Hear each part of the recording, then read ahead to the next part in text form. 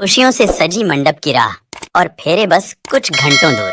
लेकिन ठीक उसी वक्त एक खतरनाक साजिश चुपचाप तैयार हो चुकी थी। जरा सोचिए, दुल्हन जो अपनी जिंदगी के सबसे हसीन लम्हों के लिए तैयार हो रही थी, कैसे उसकी दुनिया पल भर में उजड़ गई। क्या ये प्यार में हद से आगे बढ़ने का नतीजा था या कोई और वजह? ये कहानी है एक ऐसे जुनून की जो जिंदगी से मौत तक का सफर तय कर गया। वीडियो शुरू करने से पहले आप वीडियो को लाइक, और हम बात करने वाले हैं सोनी यादव केस के बारे में। इस घटना की शुरुआत होती है मध्य प्रदेश के शाजापुर डिस्ट्रिक्ट से। 5 जुलाई 2020 मध्य प्रदेश के शाजापुर शहर के सदर बाजार क्षेत्र में रहने वाले एक प्रतिष्ठित व्यापारी का परिवार बड़े जोर शोर से अपनी बेटी सोनी यादव की शादी की तैयारी में जुटा हुआ था।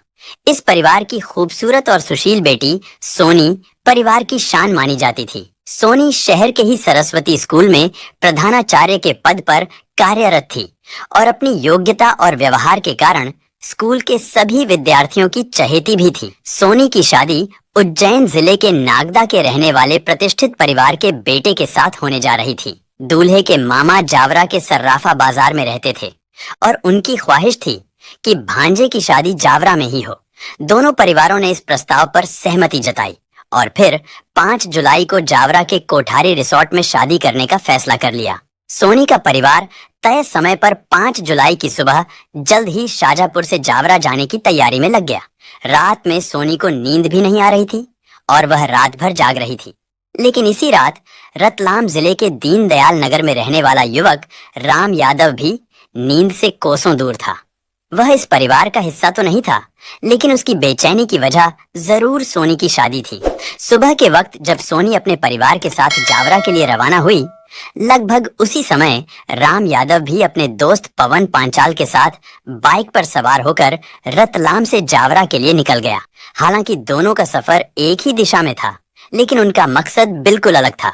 सोनी जहां अपने दूल्हे से शादी करने जा रही थी, वहीं राम का मकसद सोनी तक पहुंचना था। करीब सुबह 8:30 बजे सोनी और उसका परिवार जावरा के कोठारी रिसोर्ट पहुंच गया। कोरोना महामारी के चलते लॉकडाउन की वजह से शादी में अधिक लोगों को बुलाने की अनुमति नहीं थी। इसीलिए दोनों परिवारों ने सिर्फ खास मेहमानों को ही आमंत्रित किया था। रिसोर्ट में भीड़ भाड़ नहीं थी और माहौल शांति से भरा हुआ था। करीब सुबह 9 बजे सोनी अपनी चचेरी बहन के साथ सजने संवरने के लिए एक ब्यूटी पार्लर जाने के लिए तैयार हुई।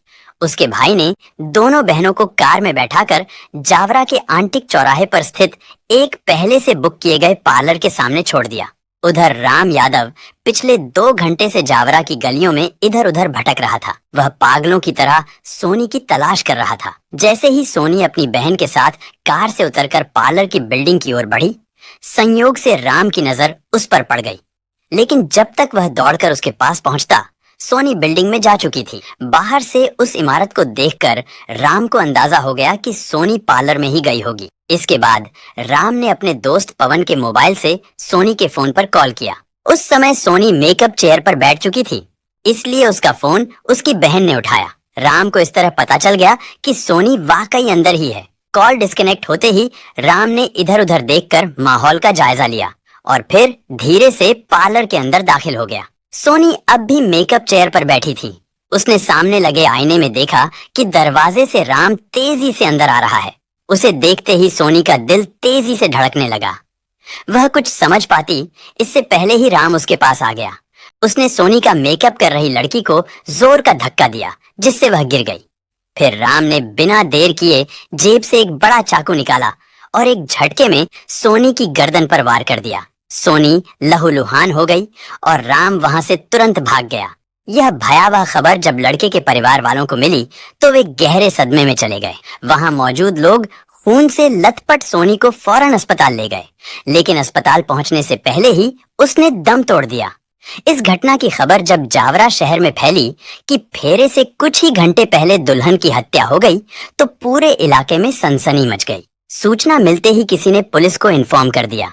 फिर पुलिस अपनी टीम के साथ तुरंत घटनास्थल पर पहुंच गई और जांच शुरू की गई। पुलिस ने सबसे पहले सोनी के साथ पार्लर गई, उसकी चचेरी बहन से पूछताछ की। उसने बताया कि वह उस युवक को नहीं पहचानती है जिसने सोनी पर हमला किया था। हालांकि उसने यह जरूर बताया कि घटना से करीब 2 मिनट पहले सोनी के मोबाइल पर किसी का फोन आया था। पर वह यह नहीं जानती कि फोन किसका था। पुलिस ने वह नंबर ट्रेस कराया क्योंकि उन्हें लगा कि यही नंबर हत्यारे तक पहुंचने की पहली कड़ी हो सकता है। इसी बीच जब इस सनसनीखेज वारदात की जानकारी एएसपी गौरव तिवारी और आईजी राकेश गुप्ता को मिली, तो वे भी तुरंत जावरा पहुंच गए।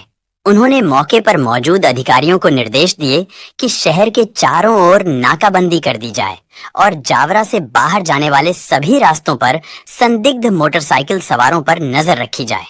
तलाशी के दौरान पुलिस को एक बाइक दिखी।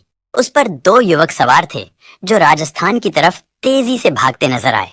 हालांकि पुलिस उन्हें पकड़ नहीं पाई। जांच में पता चला कि भले ही सोनी की हत्या जावरा में हुई थी, लेकिन वह यहाँ की निवासी नहीं थी। इससे पुलिस को शक हुआ कि हो ना हो हत्यारा शाजापुर या किसी और शहर से आया होगा। जब बाइक नंबर के आधार पर जांच को आगे बढ़ाया गया, तो रतलाम के एक सीसीटीवी फुटेज से यह पता चला कि सुबह करीब 6 बजे उसी बाइक से 2 युवक रतलाम से जावरा की तरफ गए थे। इससे पुलिस को यकीन हो गया कि वे युवक रतलाम के ही रहने वाले हैं। इसके बाद दोनों युवकों की तस्वीरें निकालकर सभी थानों में पहचान के लिए भेजी गई। इसी बीच दीनदयाल नगर थाने में तैनात एक सुरक्षा गार्ड ने उस फोटो को पहचान लिया। उसने बताया कि वे युवक राम यादव और पवन पांचाल हैं, जो इसी इलाके के रहने वाले हैं। राम यादव पहले भारतीय जनता युवा मोर्चा में जिला का सदस्य रह चुका था, जिससे पुलिस के लिए उसकी पहचान करना आसान हो गया। इस पहचान के बाद पुलिस ने राजस्थान की ओर जाने वाले रास्तों पर सख्त नाकाबंदी कर दी। पुलिस को यह भी शक था कि पवन पांचाल वापस रतलाम लौट सकता है, क्योंकि ब्यूटी पार्लर में लगे सीसीटीवी में सिर्फ राम यादव ही दिखाई दे रहा था। वह अकेला अंदर गया और फिर भागता हुआ निकला। इस बात के पूरे सबूत मिल चुके थे कि सोनी की हत्या राम यादव ने ही की थी और पवन केवल उसकी मदद करने की नीयत से उसके साथ गया था। पुलिस की सोच इस मामले में पूरी तरह सही साबित हुई। पवन पुलिस की गिरफ्त में तब आ गया जब वह राजस्थान से वापस लौट रहा था। जैसे ही पुलिस ने उसे हिरासत में लिया और उससे सख्ती से पूछताछ की गई, उसने कबूल किया कि सोनी की हत्या राम यादव ने की थी और वह केवल उसे बांसवाड़ा डिपो तक छोड़कर लौट रहा था। पवन को यह नहीं पता था कि राम को अभी तक उसके पकड़े जाने की खबर नहीं मिली थी। इस बात का फायदा उठाकर पुलिस ने पवन से राम को फोन करवाया। पवन ने जैसे ही राम को फोन किया, राम ने उसे बताया कि वह इस वक्त सावरियाजी में है। यह जानकारी मिलते ही पुलिस ने तुरंत एक टीम को सावरियाजी के लिए रवाना कर दिया। वहां से पुलिस ने राम यादव को भी गिरफ्तार कर लिया। महज एक दिन के अंदर ही पुलिस ने सोनी के दोनों हत्यारों को पकड़ लिया था। उनके पास से पुलिस को एक बड़ा सा चाकू भी मिला जिससे हत्या की गई थी। साथ ही राम के रक्त से सने कपड़े भी बरामद कर लिए गए। जब पुलिस ने राम और पवन दोनों से विस्तार से पूछताछ की, तब इस खौफनाक हत्या की असली वजह सामने आई, जो बेहद ही दर्दनाक थी। पुलिस पूछताछ में राम ने खुलासा किया कि उसने क्यों और कैसे सोनी की हत्या की थी। शाजापुर के एक प्रतिष्ठित व्यापारी परिवार की बेटी सोनी न केवल पढ़ी लिखी और समझदार थी, बल्कि बेहद खूबसूरत भी थी। उसके गुणों के साथ साथ उसका रूप भी लोगों को आकर्षित करता था। रिश्तेदार, दोस्त और जान पहचान वाले सभी उसे बेहद पसंद करते थे। उसके पिता ने उसके लिए बहुत सोच समझकर एक अच्छा रिश्ता देखा और साल 2010 में उसकी शादी उज्जैन के एक सजातीय युवक से कर दी थी। लेकिन शादी के बाद पति के साथ उसकी बिल्कुल नहीं बनी। दोनों में आए दिन झगड़े होने लगे। यह झगड़े इतने बढ़ गए कि आखिरकार 4 साल बाद यानी 2014 में दोनों का तलाक हो गया। तलाक के बाद सोनी अपने मायके लौट आई और वह पहले से ही शिक्षित और आत्मनिर्भर थी। इसलिए उसने शाजापुर में ही सरस्वती विद्यालय में टीचर की नौकरी शुरू कर दी। मेहनत और काबिलियत के बल पर वह जल्द ही प्रधानाध्यापक के पद तक पहुंच गई। सोनी की मौत की असली कहानी की शुरुआत करीब 3 साल पहले यानी 2017 में हुई। उस समय वह एक रिश्तेदार की शादी में शामिल होने के लिए रतलाम गई थी। उसके यह रिश्तेदार रतलाम के दीनदयाल नगर इलाके में रहते थे। वहीं उसी इलाके में राम यादव भी रहता था, जो एक ज्वेलरी की दुकान में काम करता था। इस शादी में राम यादव भी मौजूद था।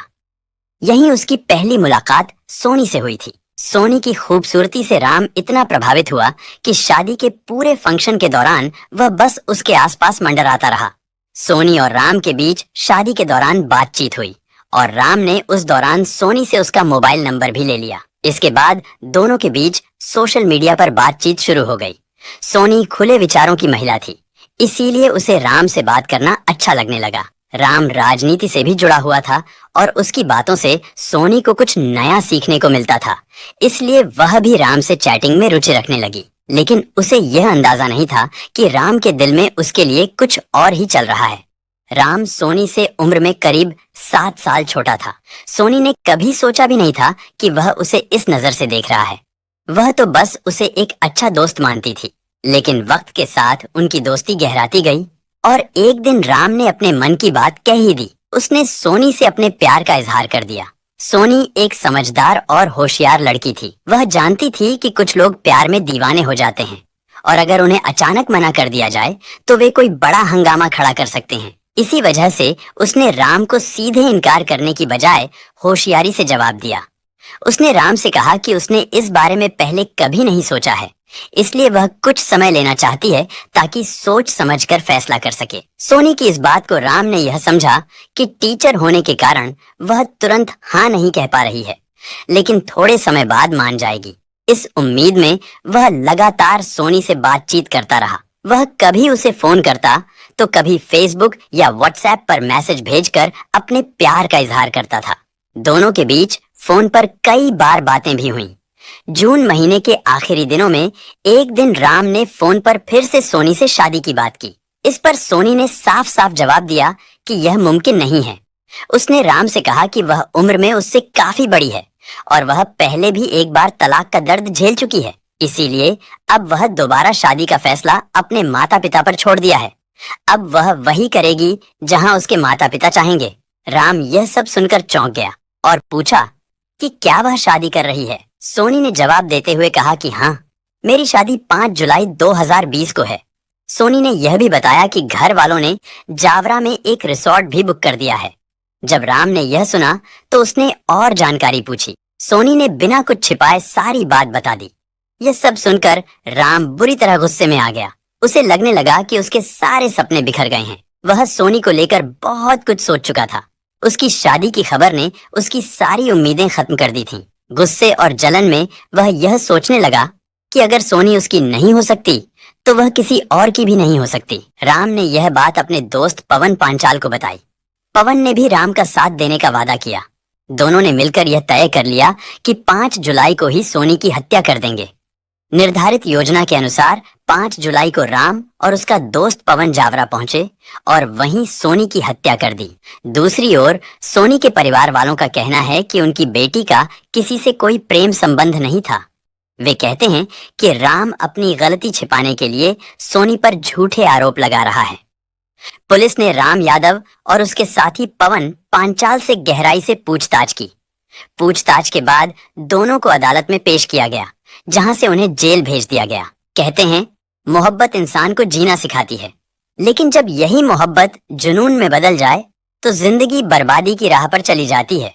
रिश्तों में इज्जत और भरोसा ही सबसे बड़ी ताकत है, और जब ये टूट जाए तो इंसान सिर्फ अपना नहीं, दूसरों का भी सब कुछ खो देता है।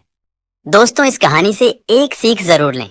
फैसले हमेशा समझदारी और सुकून से लें। अगर कोई रिश्ता मुश्किल हो जाए तो हल बातचीत में है, नफरत में नहीं।